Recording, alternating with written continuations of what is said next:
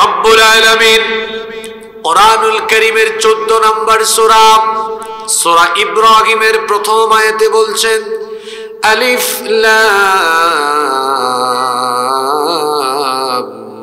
রা কিতাবুন আনজালনাহু ইলাইকা লিতুখরিজান নাসা মিনাল-যুলুমাতি ইলান-নূর।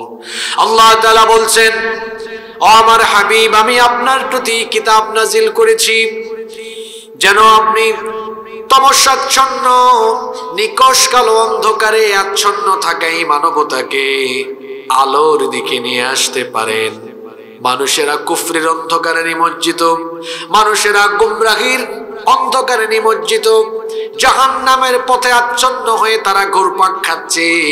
কুফরি থেকে মানুষকে ঈমানের দিকে, গুমরাহি থেকে মানুষকে হিদায়াতের দিকে এবং জাহান্নামের পথ থেকে মানুষকে জান্নাতের পথে নিয়ে আসার জন্য এই কোরআন যিনি নাজিল করেছেন, জোরে বলেন তিনি কে? দুঃখজনক ব্যাপার, আজ এই কোরআনকে আমরা শুধু ধর্মীয় কিতাব মনে করেছি। ঝাড়ফুঁক, খতম, তিলাওয়াত এতটুকুতে আমরা সীমাবদ্ধ রেখেছি।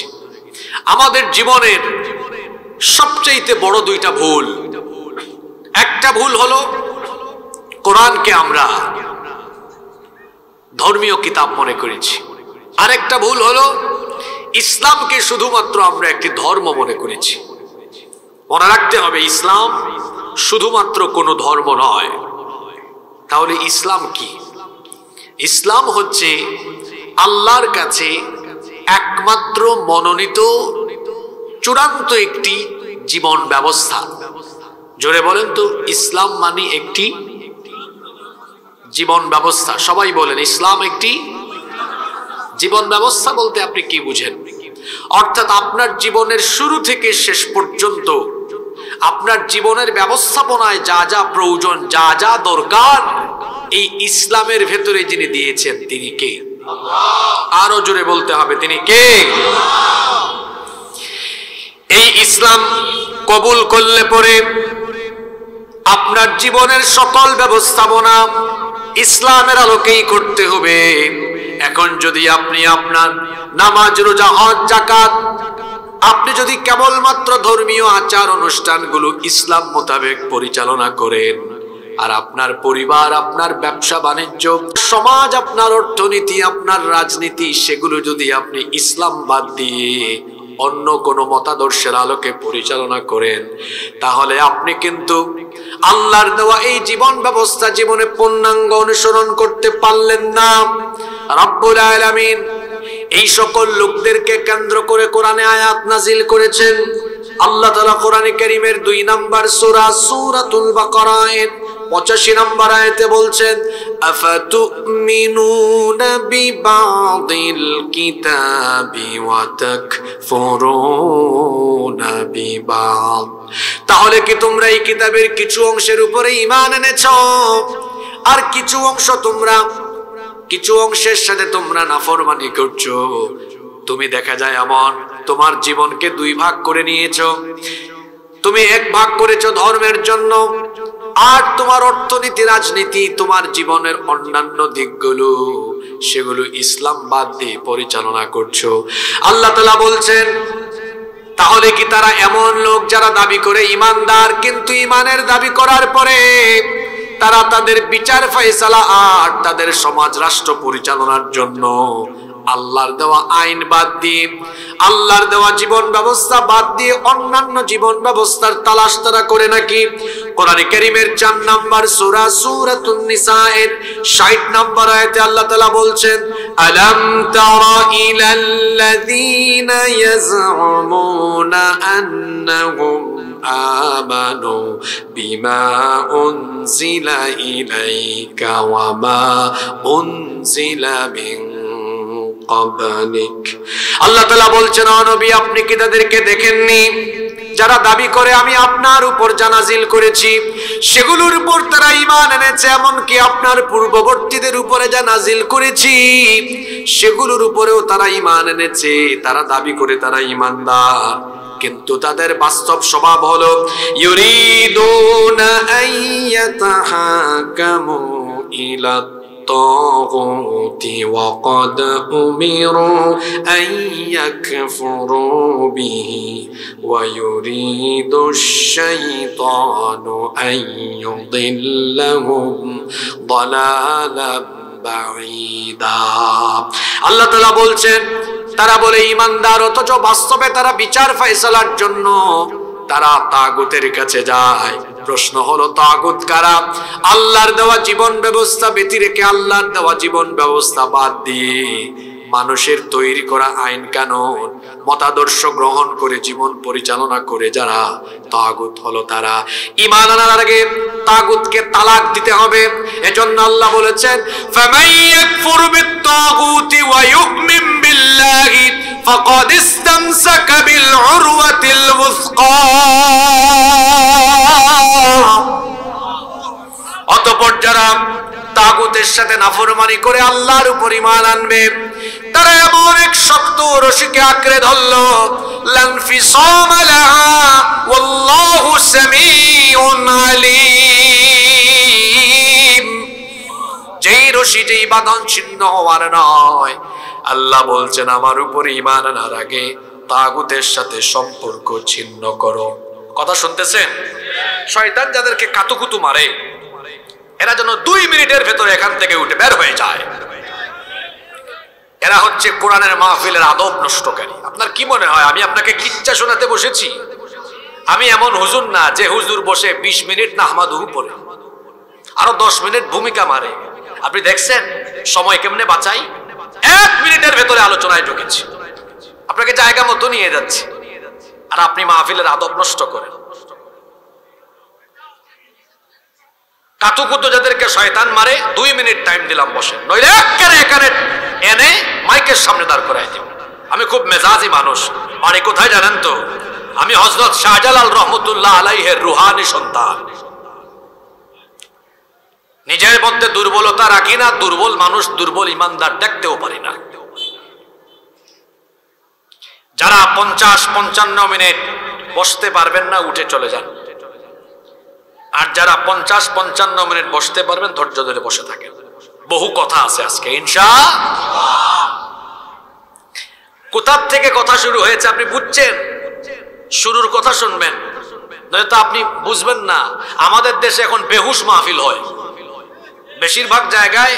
তাফসিরুল কোরআন মাহফিল না, নাম হলো তাফসিরুল কোরআন মাহফিল, কিন্তু বাস্তবে হয় বেহুশ মাহফিল। বেহুশ মাহফিল এটা আবার কোনটা? বক্তা নিজে জানে না কি বলে, কোনো টপিক নাই, বিষয় নাই, কিছুই নাই, ঝগা খিচুড়ি। কিছুক্ষণ গজল গায়, কিছুক্ষণ আজান দেয়, কিছুক্ষণ কিচ্ছা বলে, সাপের কিচ্ছা, বেগুনের কিচ্ছা, কিছুক্ষণ ডানে, কিছুক্ষণ বামে, কিছুক্ষণ চিল্লায়, কিছুক্ষণ লাফায়। আর শ্রোতা যারা সামনে বসে এরা কিছুক্ষণ পর ঠিক ঠিক বলে, কেউ দাঁড়িয়ে যায়, কেউ লাফায়। আপনি ঠিক বেঠিক বলার কে? আপনি ঠিক বললেও কোরআনের কথা ঠিক, আপনি ঠিক না বললেও কোরআনের কথা ঠিক। এখানে বসলে কি বলতে হয়? যখন আল্লাহর বরত্বের কথা শুনবেন হৃদয় থেকে বলে উঠবেন আল্লাহু আকবার। যখন ফজিলতের কথা শুনবেন বলবেন সুবহানাল্লাহ, সুবহানাল্লাহ, আল্লাহু আকবার। এগুলো বললে সওয়াব আছে না নাই? তো মাহফিলকে মাহফিলের মতো রাখেন, সার্কাস বানায়েন। তো বেহুশ হয়ে বক্তা কথা বলে আর শ্রোতাও বেহুশের মতো শুনে। এই শ্রোতা মাহফিল শেষ করে বাহিরে গেলে মানুষ তাকে জিজ্ঞেস করে তুমি যে মাহফিলে গেলা কি শুনছো? কয় বহুত কিছু শুনছি। কয় ওয়াজ কেমন হয়েছে? কয় খুব ভালো হয়েছে। কয় হুজুরের অবস্থাকে? কয় ফাটাই ফেলছে একদম। কয় তাই? কি বলছে হুজুর? কয় বহুত কিছু শুনছি, এখন কিছুই মনে নাই। এরকম বেহুশ বক্তা আর বেহুশ শ্রোতা, বেহুশ আয়োজক হয়ে একটু হুশের ভেতরে থাকে। কথা শুরু করেছি, আমাদের জীবনের সবচেয়ে বড় ভুল হলো ইসলামকে আপনি ধর্ম মনে করেছেন। ইসলাম কোনো ধর্ম নয়, ইসলাম হলো একটি জীবন ব্যবস্থা। এরপরে আয়াত ধরেছি, যারা ইসলামকে জীবন ব্যবস্থা মানে না এরা জীবনকে 2 ভাগ করেছে। কয় ভাগ করেছে? 1 ভাগ করেছে ধর্মের জন্য, আরেক ভাগ করেছে ধর্ম বাদ দিয়ে জাগতিক অন্যান্য কিছু পরিবার, সমাজ, রাষ্ট্র, অর্থনীতি, রাজনীতির জন্য। এদের পরিস্থিতি কেমন? এরা নামাজে কোরআন মানে, সমাজে কোরআন। এরা জীবনকে এমন ভাবে ভাগ করেছে, কোরআনকে শুধু তেলাওয়াতে সীমাবদ্ধ রেখেছে, কোরআনের শিক্ষা তাদের জীবনে তারা প্রতিফলিত করে না। দেখা যায় তাদের বাড়িতে বিবাহের অনুষ্ঠান হয়, হুজুরকে ডেকে এনে বিবাহের খুতবা দেওয়ায়। হুজুর যখন বিবাহের খুতবা দেন, খুতবার ভেতরে তিনি কোরআনের কিছু আয়াত তেলাওয়াত করেন। আশ্চর্য কথা, কোরআন তেলাওয়াত দিয়ে বিবাহ উদ্বোধন হচ্ছে, কিন্তু আগের রাতে এই বাড়িতে এই বিয়েকে কেন্দ্র করে নারী পুরুষ একসাথে হয়ে গায়ে হলুদের নামে তারা নাচ গান বাজনা করেছে। আবার যৌতুকের টাকায় বিবাহ হচ্ছে। তাহলে দেখা গেল কোরআন তেলাওয়াত বিয়েতে হচ্ছে, আবার কোরআন বিরোধী কাজও হচ্ছে। ব্যবসা প্রতিষ্ঠান উদ্বোধনের সময় হুজুর ডেকে এনে তারপরে ব্যবসা প্রতিষ্ঠান উদ্বোধন করে, অথচ সুদের টাকায় ঘুষের টাকায় ব্যবসা প্রতিষ্ঠান শুরু করেছে, কোরআন তেলাওয়াত দিয়ে ব্যবসা প্রতিষ্ঠান আরম্ভ করে। কিন্তু দেখা যায় ব্যবসা করে ওজনে কম দেয়, মিথ্যা বলে প্রতারণা ধোঁকাবাজি করে মানুষের সাথে প্রতারণা করে।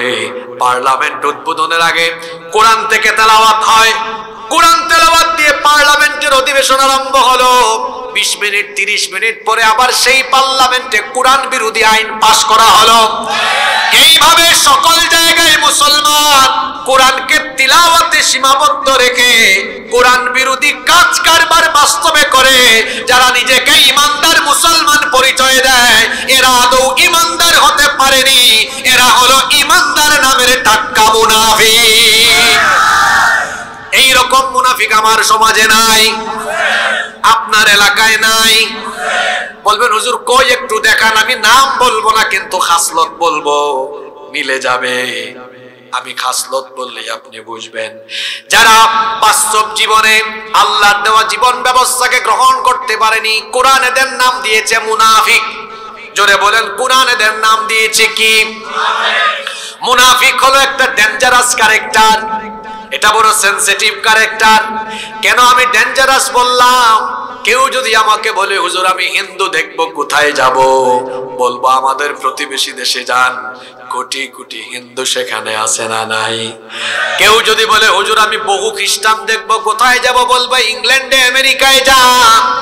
কেউ যদি বলে হুজুর আমি বৌদ্ধ দেখব, বলবো চীন বা মিয়ানমারে যান। কেউ যদি বলে হুজুর আমি ইহুদি দেখবো, কোথায় যাব? আমি বলবো ইসরায়েলে যান। কেউ যদি এখন প্রশ্ন করে বসে হুজুর আমি মুনাফিক দেখবো, কোথায় যাব? শুনতেছেন আপনারা? মুনাফিক দেখতে চাইলে কোথায় যাবেন?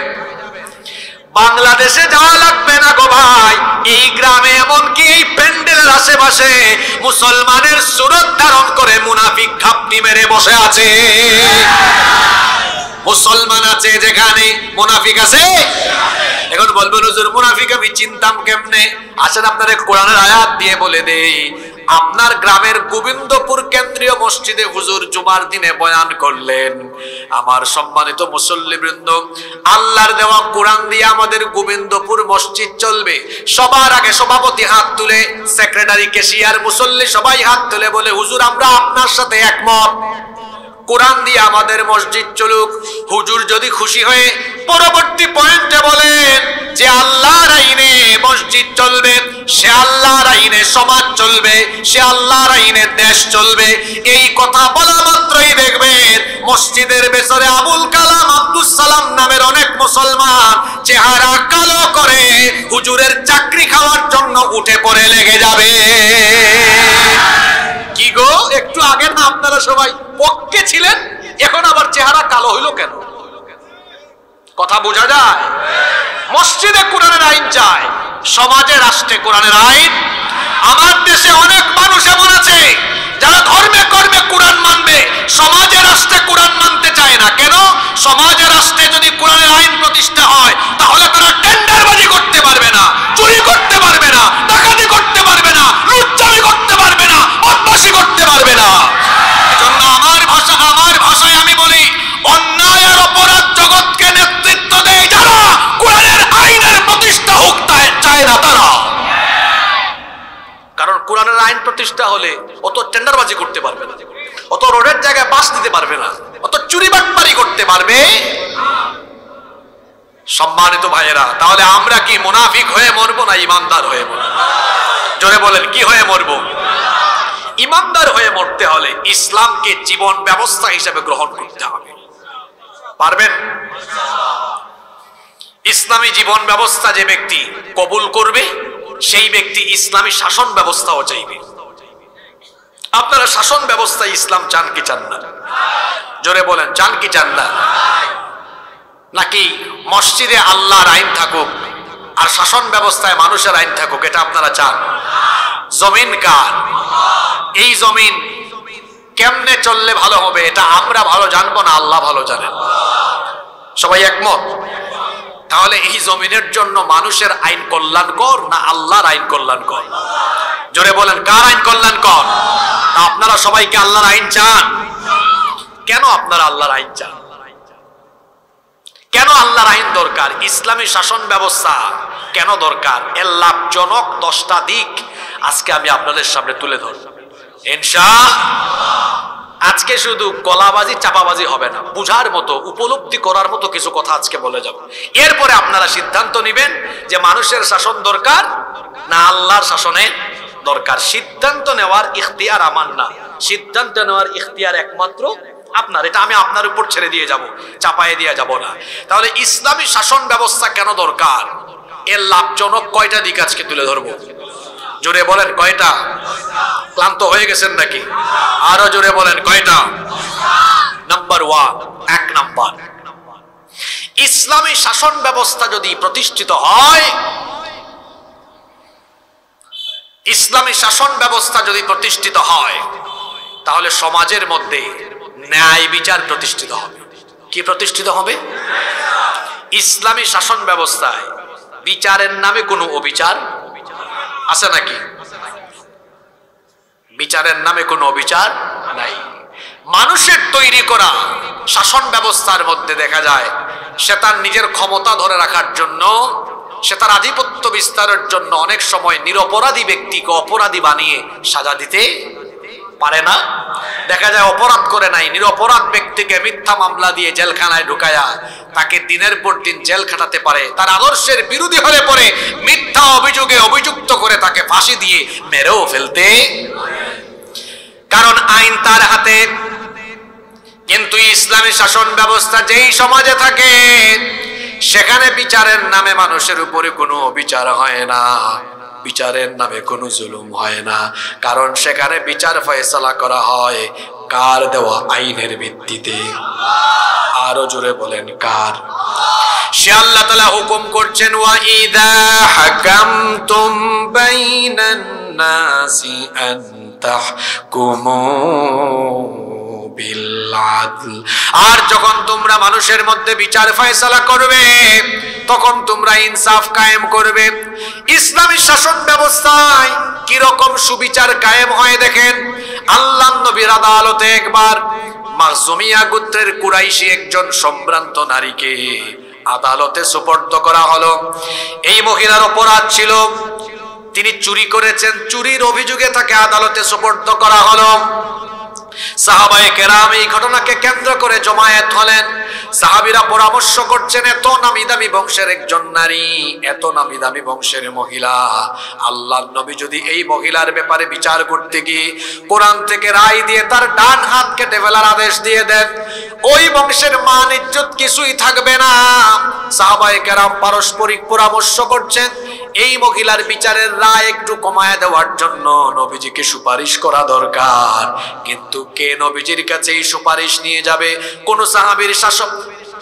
সাহাবীর সাহস হয় না। অবশেষে সাহাবায়ে কেরাম হযরত উসামা ইবনে যায়েদ রাদিয়াল্লাহু আনহুকে বললেন, ভাই উসামা, তোমাকে তো আল্লাহর নবী বড় ভালোবাসেন, আল্লাহর নবী তোমাকে বড় পছন্দ করেন, তুমি নবীজির কাছে এই সুপারিশ নিয়ে যাও, দেখো নবীজি তোমার এই সুপারিশ রাখেন কিনা।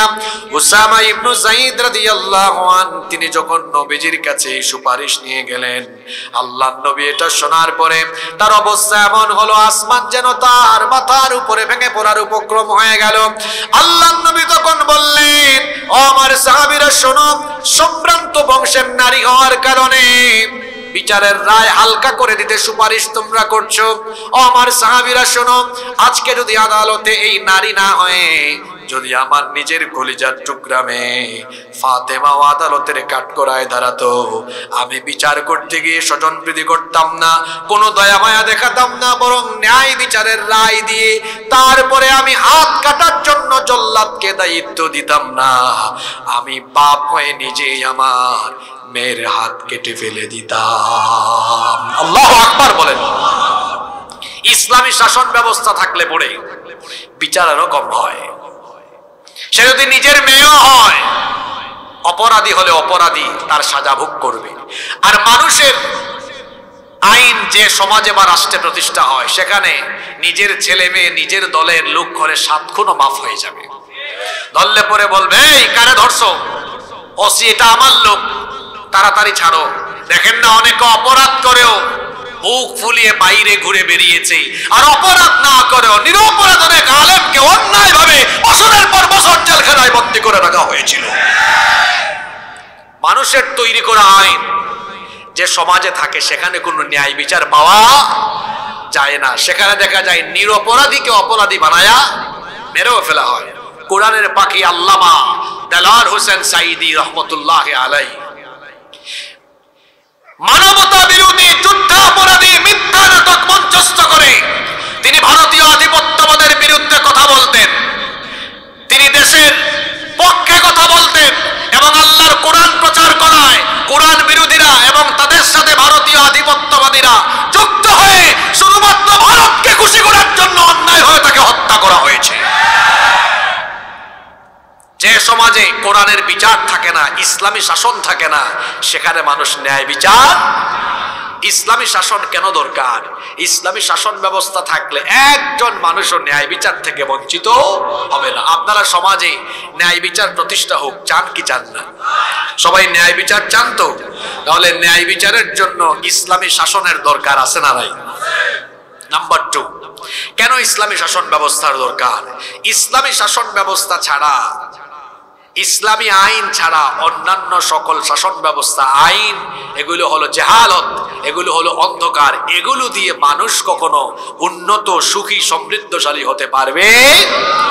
রব্বুল আলামিন বলছেন, আফা হুকমাল জাহিলিয়াতি ইয়াবগুন ওয়া মান আহসানু মিনাল্লাহি হুকমান লিকওমি ইউকিনুন। আল্লাহ তাআলা বলছেন, তারা কি জাহেলি যুগের শাসন ব্যবস্থা চায় নাকি? অজ্ঞতা, বর্বরতা, অন্ধকারাচ্ছন্ন জীবন ব্যবস্থা, শাসন ব্যবস্থা তারা চায় নাকি? অথচ বিশ্বাসীদের জন্য আল্লাহর দেওয়া জীবন ব্যবস্থার চাইতে উত্তম কোন জীবন ব্যবস্থা আর হতে পারে? বিশ্বাসীদের জন্য আল্লাহর দেওয়া জীবন ব্যবস্থা ব্যতীত অন্য কোন জীবন ব্যবস্থা উত্তম হতে পারে না। কেন? আল্লাহর আইন মানুষের জন্য কল্যাণকর। আমার দিকে তাকান, খুব ভালো করে বোঝার চেষ্টা করেন। মানুষ যখন আইন বানাবে, সে প্রথমেই তার নিজের ক্ষমতার স্বার্থে, নিজেকে যাতে ক্ষমতায় দীর্ঘস্থায়ী লং টার্মে রাখা যায়, নিজের দলের স্বার্থে, নেতা কর্মীর স্বার্থে আইন বানাবে। এমন ভাবে আইনটা বানাবে যাতে করে তার দলের মানুষ খুশি থাকে, তার ক্ষমতার স্বার্থে ক্ষমতাটা যেন দীর্ঘস্থায়ী করা যায়। কিন্তু আল্লাহ তাআলা আইনের ভেতরে কোনো ধরনের জটিলতা নাই, দুর্বলতা নাই, ত্রুটি বিচ্যুতি নাই। মানুষের তৈরি করা আইনের মধ্যে ত্রুটি থাকতে পারে, বিচ্যুতি থাকতে পারে, দুর্বলতা থাকতে পারে। ওই যে আমরা বলি মানুষ মাত্রই ভুল, মানুষ ভুল করতে পারে না। দেখা যাচ্ছে আইন রচনা করতে গিয়েও সে ভুল করতে পারে। এজন্যই দেখবেন মানুষের তৈরি করা আইন দিয়ে পৃথিবীতে যত দেশ চলে, এই আইনগুলো ফিক্সড না।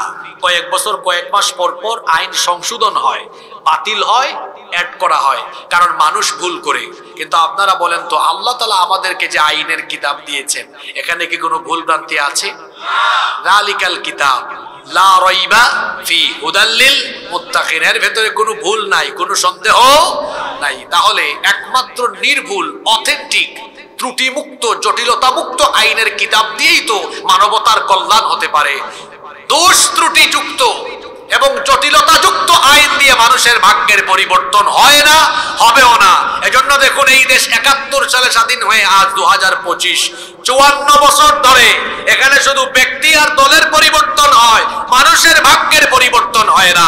মানুষের ভাগ্যের পরিবর্তন ততদিন হবে না যতদিন না আল্লাহর দেওয়া আইনের ভিত্তিতে এই দেশ পরিচালিত হয়। এবার আমার দিকে তাকান, এই যে আমরা এখানে চেয়ারে বসা 3 জন, এই গোবিন্দপুর চালানোর জন্য ওনাকে দায়িত্ব দিলেন, আপনি এই গোবিন্দপুর চালান। উনি গোবিন্দপুর চালানোর জন্য কিছু আইন বানালেন, ফৌজদারি দেওয়ানি, চুরি করলে কি, ডাকাতি করলে কি, মানুষের সম্পদ দখল করলে কি, ইত্যাদি ইত্যাদি আইন বানালেন। উনি তো এক সময় রিটায়ার্ডে যাবেন, মাতার মরণ হবে। এর পরবর্তীতে মনে করলেন, উনি আসলেন, তিনি আসার পরে মনে করলেন আমি যে দল গঠন করে আসছি, আমার দলের বেশিরভাগই শেষরা চোর, এদেরকে খুশি রাখা দরকার। এজন্য চুরির শাস্তি কমায় দিলেন, চাঁদাবাজির সুযোগ করে দিলেন। উনি ওনার মতো আইন কাটছাট করলেন। এরপরে আমি যখন চান্স পাইলাম, আমি চিন্তা করলাম আমার আশেপাশে সব লুটপাটকারীর দল, এদেরকে খুশি রাখা দরকার। আমি আইন আরো কিছু বাতিল করলাম, কিছু অ্যাড করলাম। আপনাদের কি মনে হয় মানুষ আইন বানায় সে জনগণের স্বার্থে না নিজের ক্ষমতার স্বার্থে? জোরে বলেন, কার স্বার্থে? কেউ জনগণের স্বার্থে বানায় না। আপনি যদি এটা মনে করে থাকেন আপনি ভুলের মধ্যে পড়ে আছেন।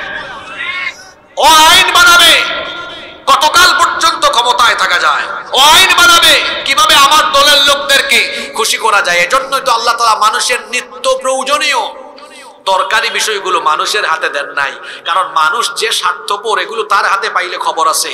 যেমন প্রতিদিন আমাদের যা যা দরকার, যেমন দেখেন আলো, সূর্যের আলো দরকার আছে না নাই? বাতাস, একটু কথা বলেন, মহিলাদের মতো কেন আপনারা? বাতাস, আগুন, পানি, অক্সিজেন, এগুলো কি মানুষের হাতে? জোরে বলতে হবে, কার হাতে? মানুষের হাতে দিলে কি হইতো জানেন? জুলাই আগস্টে এই কাম হইতো না। বলতো এই যতক্ষণ আমার কথা না মানবি অক্সিজেন বন্ধ করে রাখলাম, পানি দেব না, বাতাস দিব না, দিনের বেলা আন্দোলন করো না, সূর্যের আলো দিব না। তাহলে বোঝা গেল দরকারি বিষয়গুলো আল্লাহ মানুষের হাতে, আল্লাহ নিজের কাছে রেখে দিয়েছেন। আপনার আমার চেয়ে আল্লাহ ভালো জানেন এই মানুষ সেলফিশ। সে যখন আইন বানানোর সুযোগ পাবে নিজের ক্ষমতার স্বার্থে যা দরকার তাই করবে। আপনি দেখেন না ক্ষমতার স্বার্থে গুলি করে মানুষ মারে, ওর হাতে আলো বাতাস আগুন পানি থাকলে আগুন বাতাস আলো পানি না দিয়ে মানুষ মারবে। আপনি কি কথা বুঝেন? এই জন্য আল্লাহ এগুলো দেন নাই। গুরুত্বপূর্ণ জিনিস আল্লাহ তার কাছে রেখেছেন যাতে মানুষ স্বৈরাচারী হলেও অতিমাত্রার স্বৈরাচারী যেন না হতে। চিন্তা করেন তো যদি ওইগুলো আল্লাহ দিতেন, আলো বাতাস আগুন পানি অক্সিজেন, নড়াচড়া করতে পারতেন, আপনি মাহফিল করবেন না? যখন অনুমতি আনতে চাইতেন আপনারে বলতো তোরে অনুমতি দিব, তোর এলাকার বাতাস বন্ধ করে রাখ। ঠিক আছে কথা? এখন বুঝে শুনে নিরপেক্ষ মন মগজ নিয়ে এখানে বলেন। এখানে বিভিন্ন দলের মানুষ আছেন, দল বাদ দেন। এখন আমরা সবাই এক দল, আল্লাহর দল। এখন আমরা মুসলমান, আমাদের পরিচয় কি? মুসলমান। মুসলমান হয়ে নিরপেক্ষ মন মগজ নিয়ে বলেন তো একজন মানুষ আইন প্রণয়নের সুযোগ পেলে সে আগে কার স্বার্থ বিবেচনা করবে? আগে নিজেরটা দেখবে, তারপরে কার? তার দলে, তার আশেপাশের লোকের, এরপরে সুযোগ পাইলে মানছেন। এখন বলেন এই রকম মানুষের বানানো স্বার্থবাদী আইন দিয়ে একটা দেশের কি উন্নয়ন হতে পারে? জোরে বলেন পারে? 54 বছর ধরে আমাদের ভাগ্য বদলাবার কথা বলে বলে যারাই সুযোগ পেয়েছে আমরা দেখেছি মানুষের ভাগ্য বদলায় নাই। প্রতিদিন তাদের পোশাক বদলায়, মোবাইল বদলায়, নতুন নতুন মডেলের গাড়ি কিনে গাড়ি বদলায়, বাড়ি বদলায়। মানুষের ভাগ্য আর বদলায় না। মানুষের ভাগ্য বদলাতে হলে জেনারেশন জি যারা জুলাই আগস্টের বিপ্লব ঘটিয়েছে তাদেরকে বুঝতে হবে মানুষের তৈরি করা আইন নয়, আল্লাহর দেওয়া আইন দিয়ে মানুষের ভাগ্যের পরিবর্তন হবে।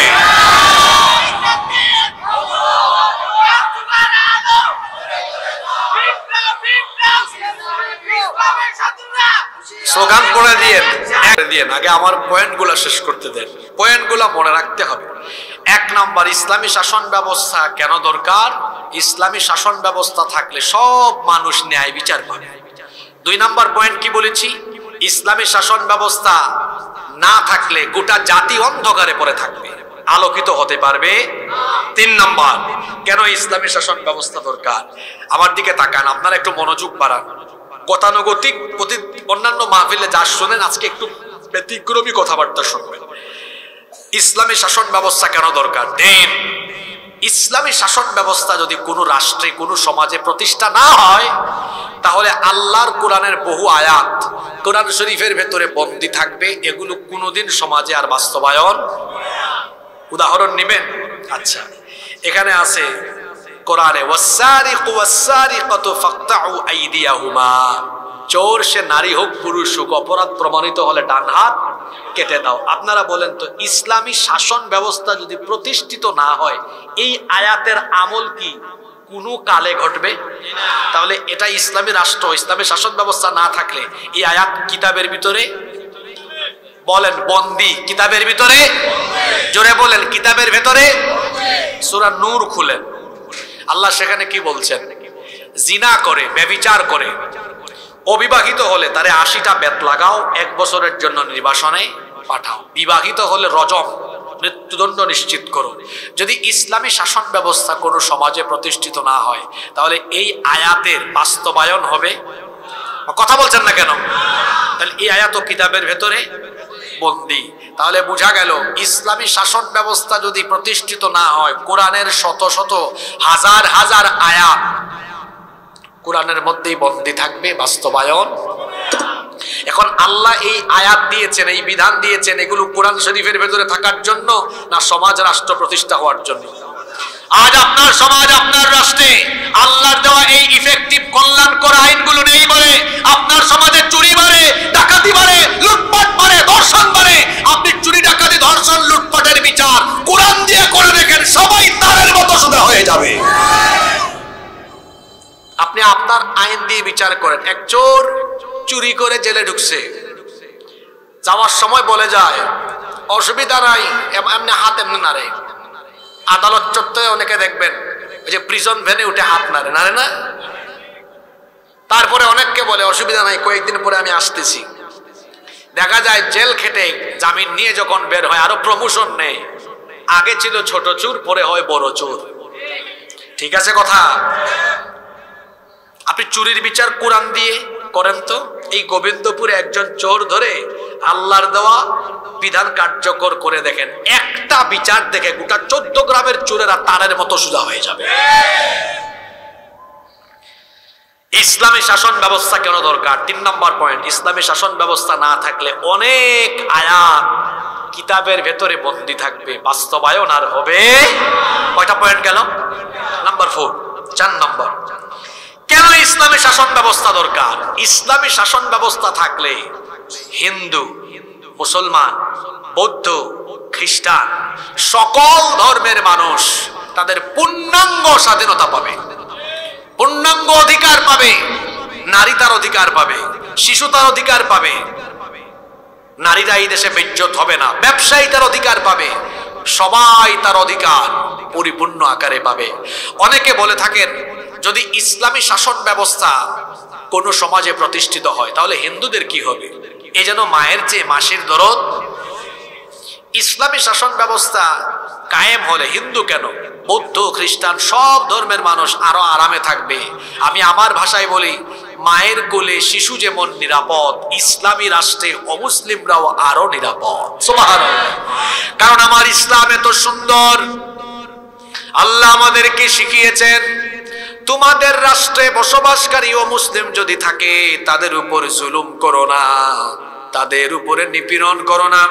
রব্বুল আলামিন কোরআনে কারীমের 60 নম্বর সূরা সূরাতুল মুমতাহিনা এর 8 নম্বর আয়াতে বলছেন, লা ইয়ানহাকুমুল্লাহু আনিল্লাযীনা লাম ইউকাতিলুকুম ফিদ الدين ولم يخرجوكم من دياركم أن تبروهم وتقسطوا إليهم إن الله يحب المقسطين।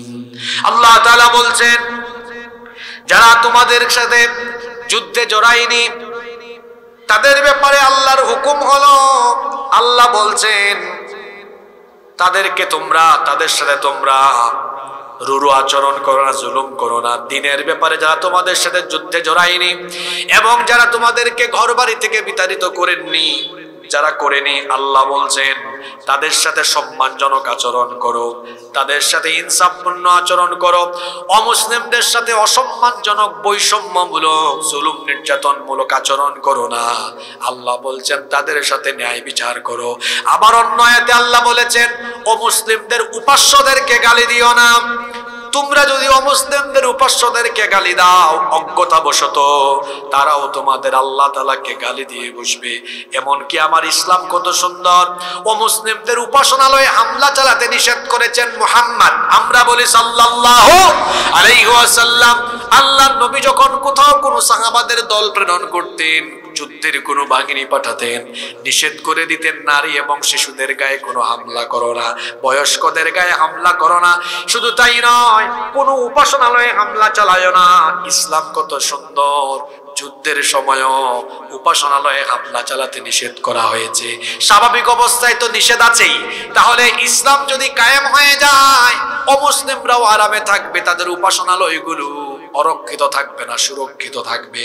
তারা তাদের ধর্ম পালন করবে, তারা তাদের অধিকার ফিরে পাবে। ইসলামী শাসন ব্যবস্থা যদি কায়েম হয়ে যায় সকল অমুসলিমেরা নিরাপদে এই দেশে থাকতে পারবে। কিন্তু আমার পাশের দেশ থেকে মাঝে মাঝে উস্কানি দেওয়া হয়। শুধু তাই নয়, দেশি বিদেশি শত্রুরা মাঝে মাঝে বলে যে যদি ইসলামী শাসন ব্যবস্থা কায়েম হয়ে যায় মৌলবাদ, জঙ্গিবাদ প্রতিষ্ঠা হয়ে যাবে, দেখা যাবে অমুসলিম যারা আসে এদের ঘরবাড়ি আর থাকবে না। আমি বলি নিজের চরকায় তেল দাও, সাম্প্রদায়িক সম্প্রীতির সবক আমাদেরকে দাও। আমার দেশে সাম্প্রদায়িক সম্প্রীতির যে উত্তম নজির আছে তা পৃথিবীর কোথাও। পাশের দেশ থেকে যারা আমাদেরকে সম্প্রীতির সবক দেয় ওদের স্বভাব তো আপনারা জানেন। ওদের দেশে কি সম্প্রীতি আছে? কথা বলেন না কেন আপনারা? আমার দেশে অমুসলিমরা যারা সংখ্যালঘু হিসাবে আছে তারা জামাইয়া ধরে আছে। এই দেশে কি সংখ্যালঘুদের উপরে মুসলমানরা কোনো নির্যাতন করে? কখনো আপনারা করবেন? কখনোই না। ইসলাম আমাদেরকে এটা শেখায়। যারা আমাদেরকে সম্প্রীতির সবক দেয় ওদের স্বভাব আমরা জানি। গুজরাটে, সিকিমে, হায়দ্রাবাদে, কাশ্মীরে তোমরা কি অসভ্যতার নজির পেশ করেছো তা গোটা পৃথিবীবাসী জানে।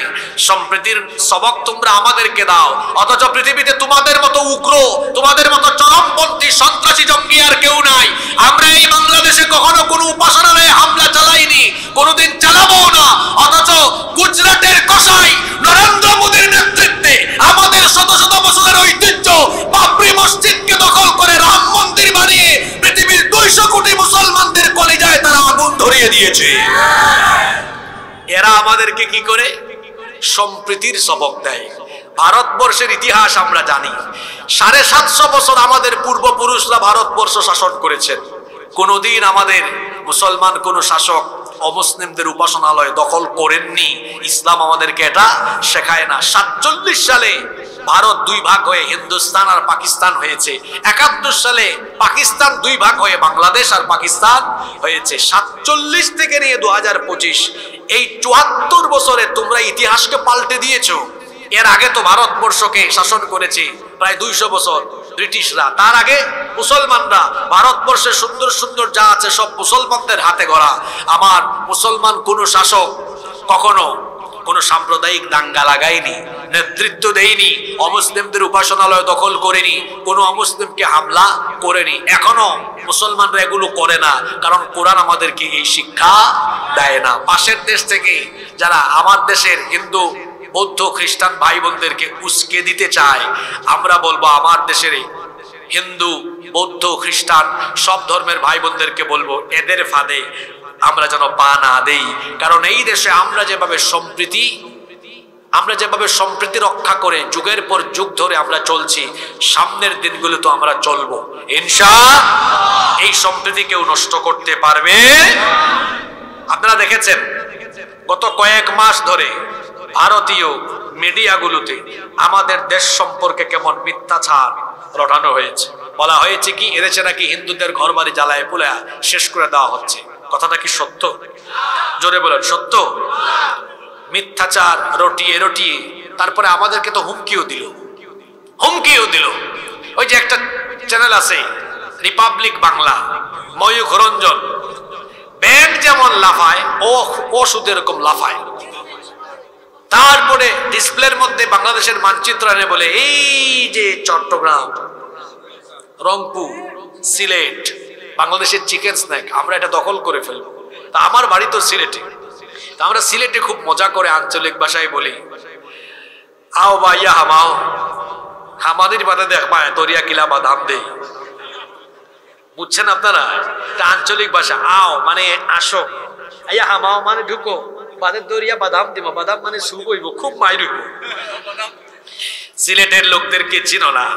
হযরত শাহজালাল রহমতুল্লাহ আলাইহির রুহানি সন্তানেরা, হযরত শাহজালাল রহমতুল্লাহ আলাইহি যেভাবে সিলেটে ঢুকে গৌর গোবিন্দকে সিলেট থেকে দাঁড়িয়ে দিয়েছেন, গৌর গোবিন্দের উত্তরসূরিরা উগ্রবাদীরা যদি সিলেটের মাটির দিকে হাত বাড়ায়, শাহজালালের উত্তরসূরিরা সেই কালো হাত ভেঙে চুরে টুকরা টুকরা করে দিবে।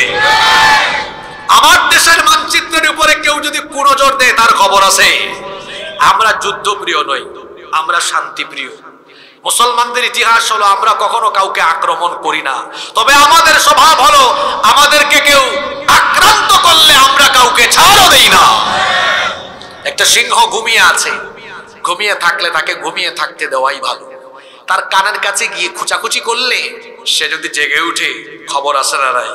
মুসলমান তো সিংহের জাতি, আমরা শান্তিপ্রিয়, শান্তিতে আছে, শান্তিতে থাকতে দেন। আপনি যদি নিজে থেকেই গায়ের উপর এসে আমাদের পড়েন, আমরা তো বসে থাকবো না। ইউনুস সাহেব বলেছেন 7 সিস্টারের কথা, আর আমি আজকে এখানে বলে গেলাম। রসুল তো 1500 বছর আগে বলে গিয়েছেন কিয়ামতের আগে হিন্দুস্তানে একটি যুদ্ধ হবে, যেটা গাজওয়াতুল হিন্দ, এবং এই যুদ্ধে অসংখ্য মুসলমান শহীদ হবে, কিন্তু মুসলমানরা বিজয়ী হবে। সুবহানাল্লাহ। আবার রসুল বলেছেন আমার উম্মতের 2 দলকে আল্লাহ জাহান্নাম থেকে মুক্তি দিবেন। কয় দল? এটা নাসাই এবং তিরমিজি শরীফে হাদিস এসেছে। সাউবান রাদিয়াল্লাহু আনহু হাদিসটি বর্ণনা করেছেন। নবীজি বলেছেন ইসাবাতানি মিন উম্মতি আহরাজাহুম আল্লাহু মিনান নার। আল্লাহ নবী বলেছেন আমার উম্মতের 2টি দলকে আল্লাহ তাআলা জাহান্নাম থেকে মুক্তি দিয়েছেন। মানে আল্লাহ তাআলা তাদের কাছ থেকে কোনো হিসাব না নিয়ে, বিচার না করে আল্লাহ তাদেরকে জান্নাত দিয়ে দিবেন। সুবহানাল্লাহ। এই 2 দলে আমরা থাকতে চাই কি চাই না? এক দল হলো ইসাবাতুন তাগজুল হিন্দ, এক দল হলো যারা হিন্দুস্তানের বিরুদ্ধে যুদ্ধে অংশ নেবে। হিন্দুস্তানের বিরুদ্ধে যুদ্ধে অংশ নেওয়া প্রত্যেকটা মুমিনকে আল্লাহ তাআলা জাহান্নাম থেকে রক্ষা করে দিবে। খেয়াল করে শুনেন হাদিসটা, শহীদ হওয়া নয়, যুদ্ধে অংশগ্রহণ করা। তাহলে 1500 বছর আগে রাসূলের এই হাদিস আমাদের কি বার্তা দেয়? হিন্দুস্তানে একটা যুদ্ধ হতে পারে।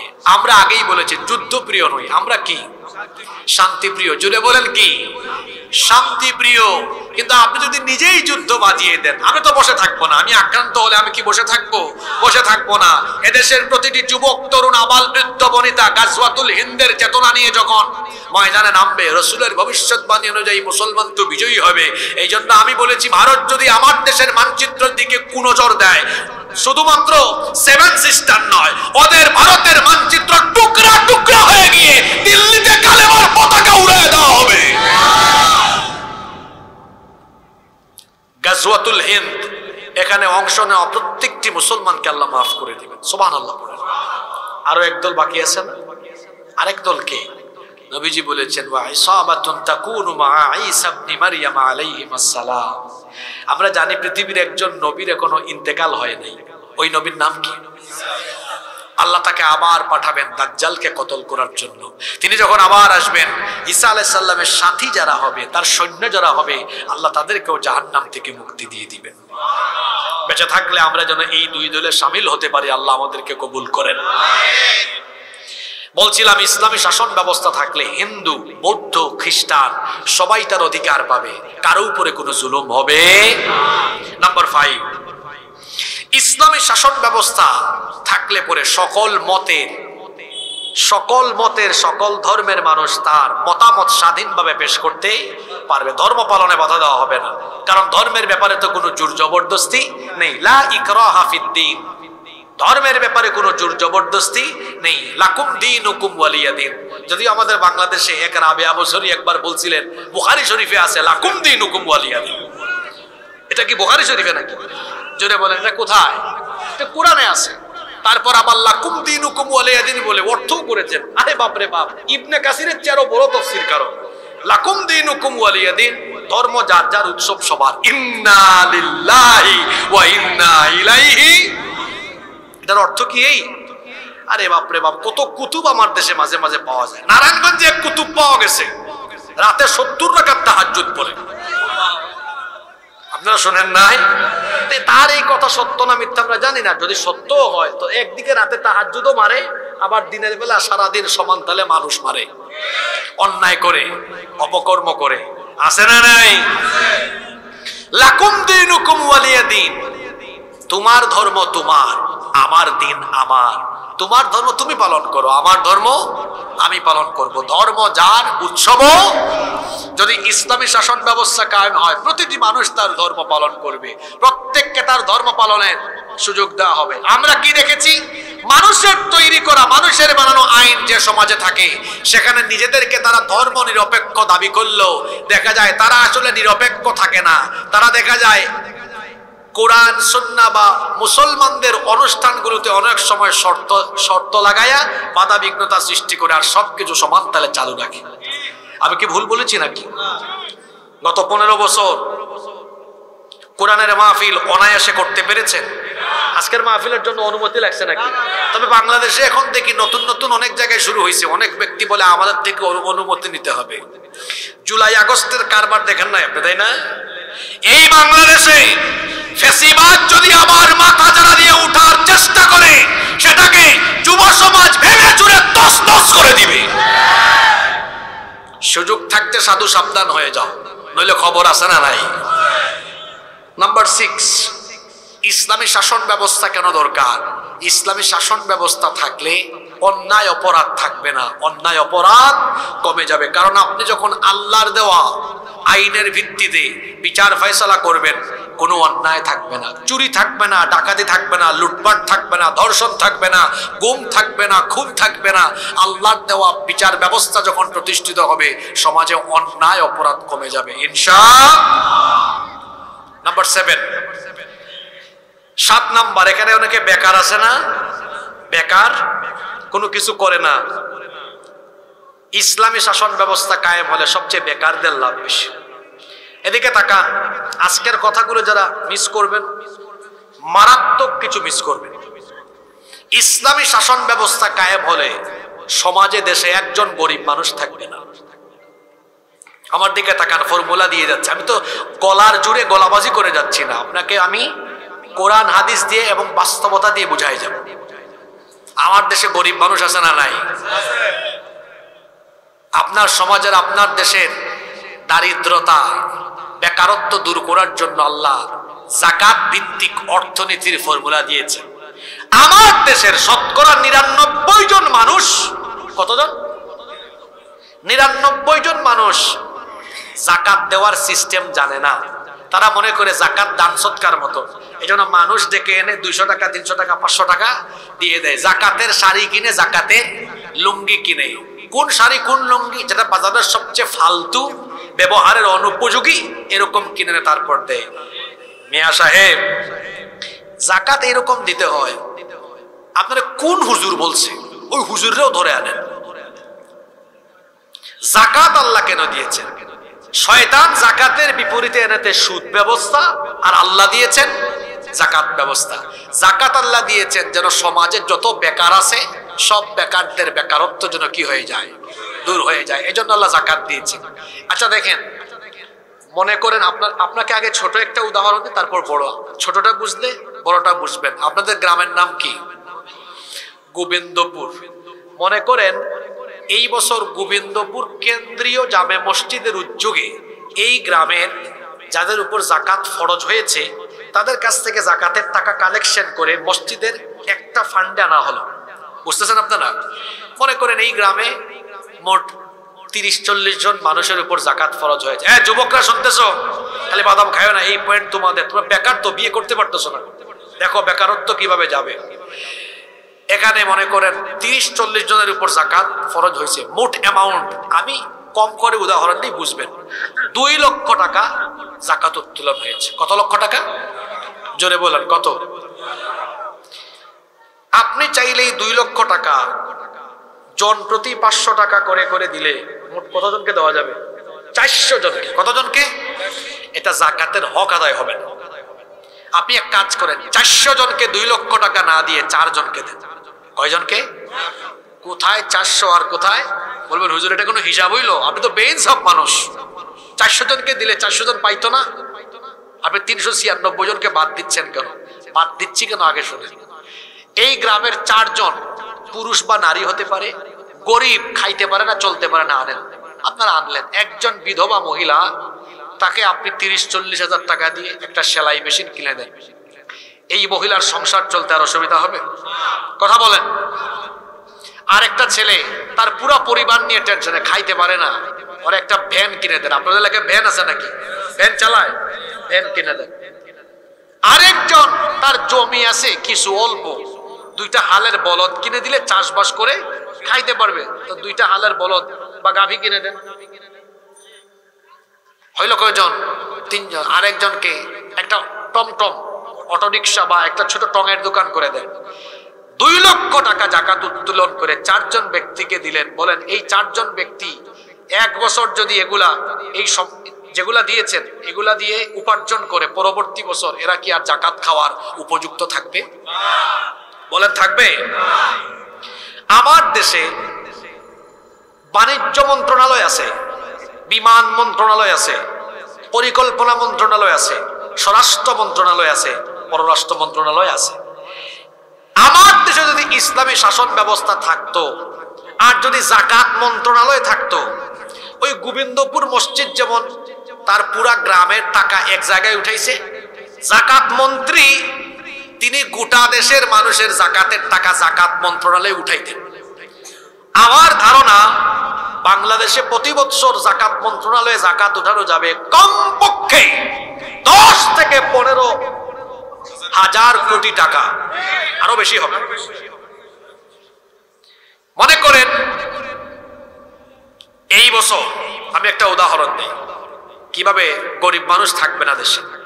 এই বছর যাকাত মন্ত্রণালয়ে 1,40,000 কোটি টাকা উঠানো হলো। কত?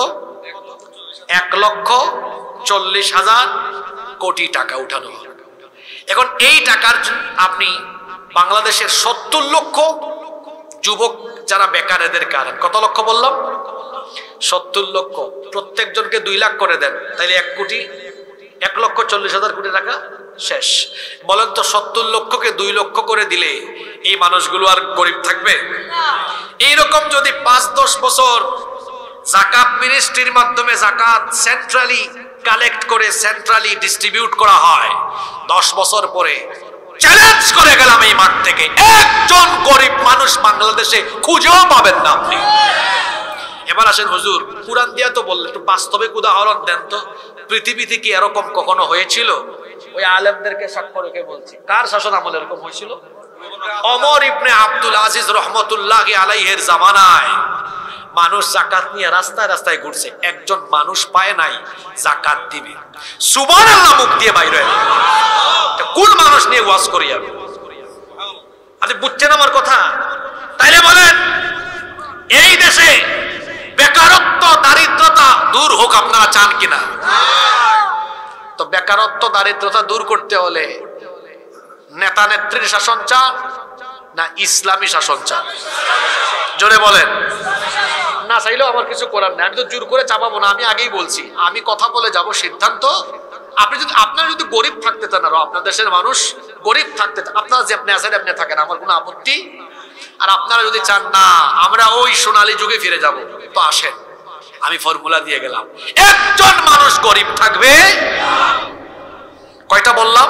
7টা। বাকি আছে কয়টা? 10 মিনিট কি ধৈর্য হবে আপনাদের, নাকি ক্লান্ত হয়ে গেছেন?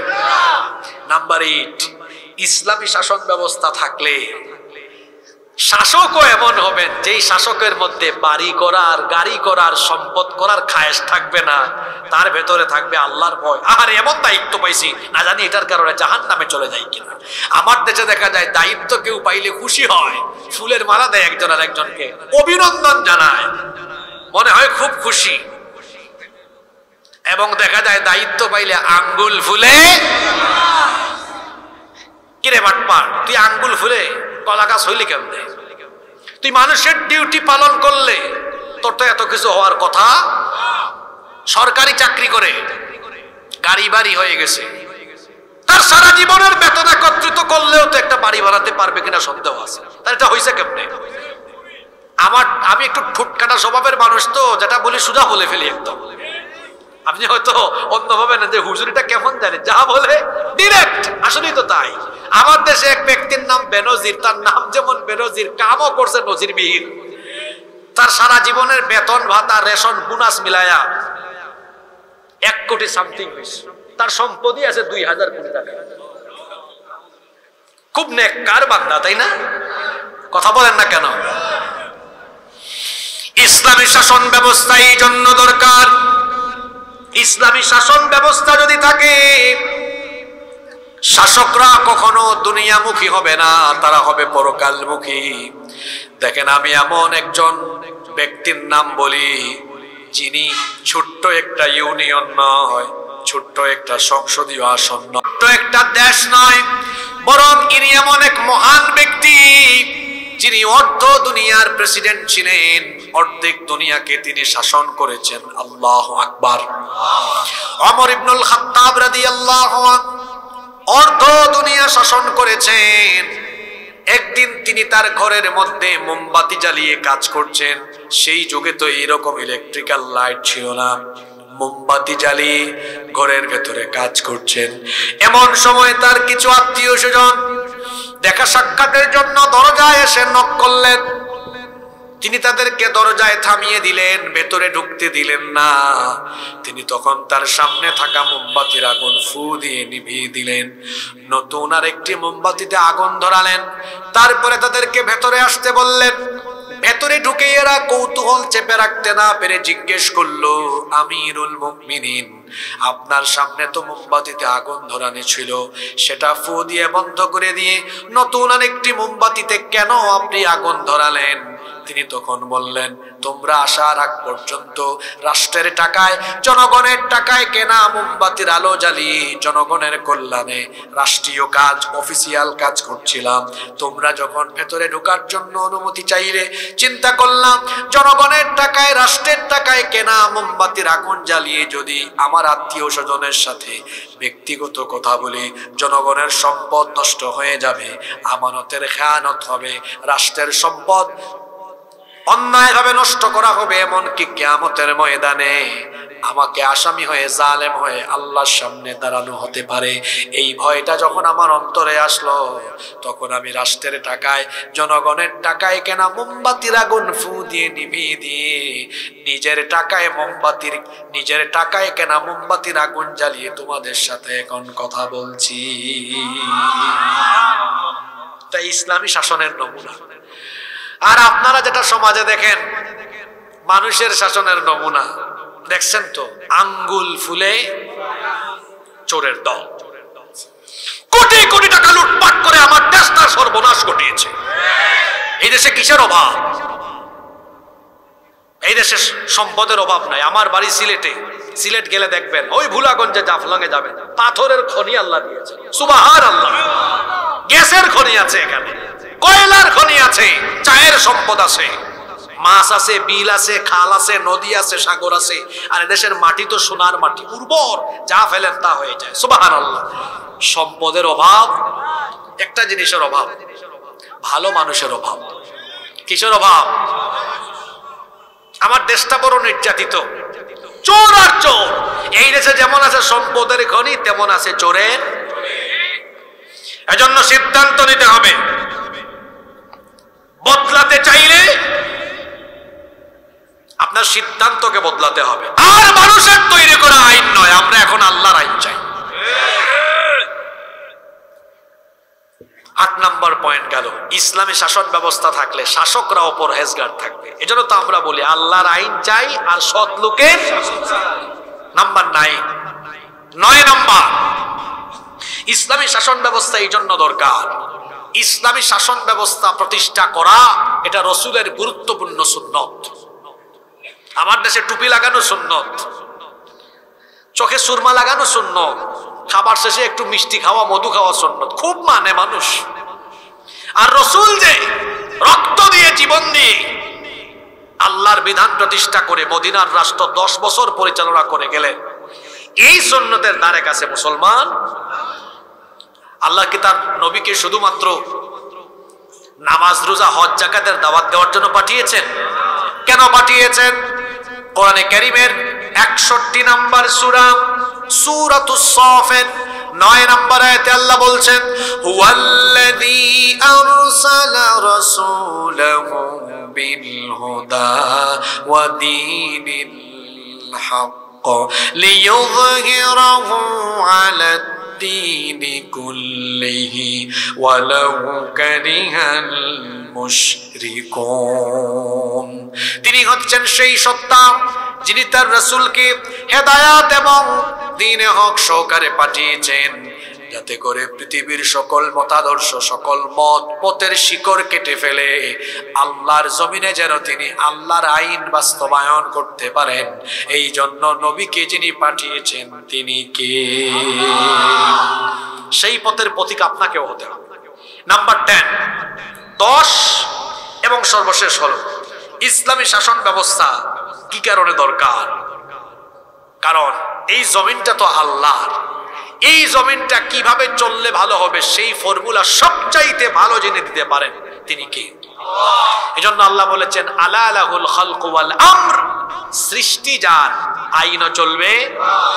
ইসলামী শাসন ব্যবস্থার গুরুত্ব সম্পর্কে কয়টা পয়েন্ট বললাম? এবার আমার দিকে তাকান, আর একটা কথা এখানে অ্যাড করি। ইসলামী শাসন ব্যবস্থা যদি প্রতিষ্ঠা না হয় তাহলে আপনি আমর বিল মারুফ নাহি আনিল মুনকার এটার বাস্তবায়ন করতে পারবেন না। আমাদেরকে আল্লাহ সব উম্মত থেকে শ্রেষ্ঠ উম্মত বানিয়েছেন। সুবহানাল্লাহ পড়েন। কি বলছেন আল্লাহ শুনেন, কুনতুম খায়রা উম্মাতিন উখরিজাত লিন-নাসি তা'মুরুনা বিল মা'রুফি ওয়া তানহাউনা আনিল মুনকার। কুনতুম খায়রা উম্মাহ, তোমরা শ্রেষ্ঠ জাতি। উখরিজাত লিন-নাস, তোমাদেরকে মানুষের কল্যাণের জন্য বের করা হয়েছে।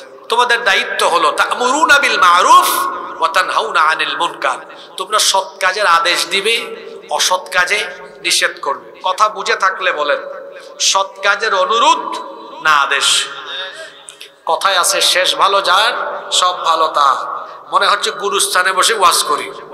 এটা গুরুস্থান না জিন্দাস্থান? 14 গ্রামের মানুষ তো এমন না, নাকি ভেজা সাইডে চলে আসছে আজকে। ভিজা বুঝেন, ভিজা মানে ভিজা সাইডে চলে আসছে। 14 গ্রাম তো এরকম না। 14 গ্রামের মানুষ কথা বলে। বলছিলাম সৎ কাজের আদেশ না অনুরোধ? আলেমরা বসে আছেন, জিজ্ঞেস করেন তা'মুরুনা বিল মারুফ ওয়া তানহাউনা আনিল মুনকার। আল্লাহ আমরের সিগা দিয়েছেন, আদেশ করো। বলেন তো বাংলাদেশে ইসলাম এখন অনুরোধের জায়গায় না আদেশের জায়গায়? বুঝে শুনে বলেন। এজন্য তো আপনারা 6 দফা, 8 দফা, 9 দফা, 12 দফা পাঠ্যপুস্তকে এই জিনিস অসঙ্গতি, এটা বাদ দেওয়ার অনুরোধ। 6 দফা মেনে নেওয়ার অনুরোধ, 9 দফা মেনে নেওয়ার। তো কোরআন আর ইসলাম কি প্যাসেঞ্জারের সিটে থাকার জন্য এসেছে নাকি? এটা থাকবে ড্রাইভিং সিটে। আমরা আজ কোরআনকে, ইসলামকে মসজিদে, মাদ্রাসায়, ওয়াজের মঞ্চে রেখে দিয়েছি বলে আমরা দেখা যায় এখন ইসলামের পক্ষে আদেশ করতে পারি না। অনুরোধ করি, আমরা দাবি নিয়ে যাই, অনুরোধ করি। ওই জায়গা পার্লামেন্ট, সেক্রেটারিয়েট আর বঙ্গভবন যেদিন কোরআনের দখলে আসবে, যেদিন সেখানে কোরআন রাখা যাবে, সেদিন অনুরোধ নয়, আদেশ করে করে অন্যায়কে বন্ধ করে দেওয়া হবে। এজন্য এই কোরআনকে, ইসলামকে ওই হুকুমাতের জায়গায় নিয়ে যেতে হবে, যেটা করেছেন মুহাম্মাদুর রাসূলুল্লাহ সাল্লাল্লাহু আলাইহি ওয়াসাল্লাম। তিনি কি এই কোরআনকে হুকুমাতের জায়গায় নিয়ে 10 বছর মদিনার রাষ্ট্র পরিচালনা করেননি? ওয়াজ আর পাওয়ার পার্থক্য বুঝাই আজকে আপনাদেরকে নিয়ে মোনাজাত করব। ওয়াজ আর একটা কথা কি বললাম, পাওয়ার মানে ক্ষমতা। ওয়াজ আর পাওয়ার দুটা জিনিস বুঝেন। এখানে ওয়াজ কইরা সবাইকে আমি নামাজের কথা বললো, কয়েকজন পড়বে, কয়েকজন। আর পাওয়ার মানে কি বুঝেন?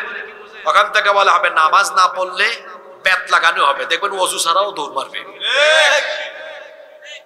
বুঝছেন আপনি? দর্শক তারা এত বুঝাই, তাও মাহফিল থেকে গিয়া মেয়েটা যায় টিটকারি মারে। আপনি কোরআনের আইন একটু চালু করে দেখেন, হে তারের মতো সোজা হয়ে যাবে।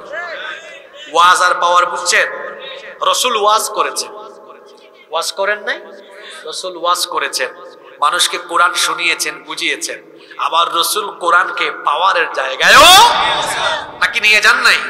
আমি কি ভুল বললাম নাকি? আমার নবী কত বছর রাষ্ট্র পরিচালনা করেছেন? জোরে বলেন। এই সুন্নাত আপনারা পালন করবেন না বুঝি? কোরআনকে কি ওই জায়গায় পৌঁছাবেন না? ওই জায়গায় পৌঁছালে আজকে কতগুলা পয়েন্ট বললাম। ন্যায় বিচার পাবেন, আলো আসবে, শান্তি আসবে, বেকারত্ব ঘুচবে। একটা মানুষ বেকার শান্তি পাবেন, সুখ পাবেন, অধিকার পাবেন, লুটপাট থাকবে না, দুর্নীতি থাকবে না, চুরি থাকবে না, ডাকাতি থাকবে না, শান্তি আর শান্তি চলে আসবে। সুবহানাল্লাহ। এজন্য আমরা আল্লাহর দেওয়া কোরআনের শাসন, আমরা কি কোরআনের শুধু মাহফিল শুনবো না কোরআনের শাসনও চাই? কারা কারা চান না হাত তুলেন? বেহুশ কয়েকজন পাইছি। সবাই চান তো? চাইলে কি করতে হবে? সবাইকে কোরআনের পক্ষে থাকতে হবে, কোরআন পড়তে হবে, বুঝতে হবে। বছরে একদিন মাহফিল শুনলেই হবে না, প্রতিদিন কোরআন পড়েন, 5 আয়াত করে পড়েন, অর্থ সহ ব্যাখ্যা সহ। 4 বছরে পুরা কোরআন শেষ হবে। 10 আয়াত করে অর্থ সহ ব্যাখ্যা সহ পড়েন, 2 বছরে শেষ হবে। 20 আয়াত করে পড়েন, 1 বছরে ফর্মুলাও দিয়ে গেলাম। আল্লাহ আমাদেরকে কথাগুলো শোনার, মানার, বুঝার তৌফিক দান করেন।